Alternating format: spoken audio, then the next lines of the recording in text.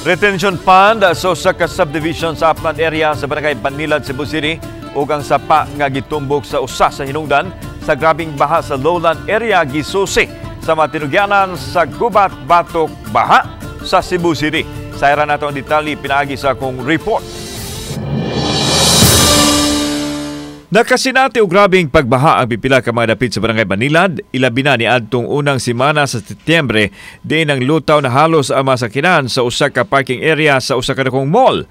Ang naasoyng suliran ang gimando sa LGU nga masolusyonan aron dili masubli pa. Gisubay sa matinugyanan sa gubat batok baha ang Upland area sulod sa usa ka exclusive subdivision, partikular na ang retention pond niini.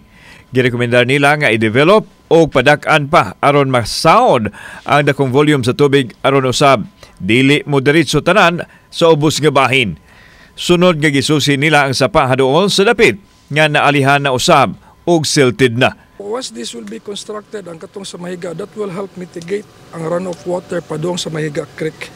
And this one ang sa Lower Tayom, once we also mitigate construction of the rainwater catchment, this will also help mitigate nga lesser ang runoff water padung dito sa downstream.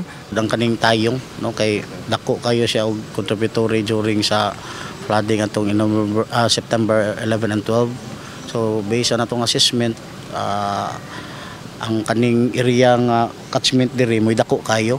Gipadayag sa presidente sa homeowners nga aduna na sila gihimo aron mapalambo ang ilahang pasilidad.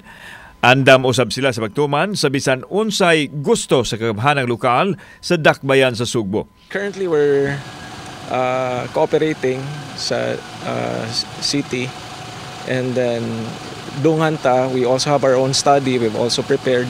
So naghuwat na lang mi sa kuan findings ni Dr. Haka, which is also a consultant of the city.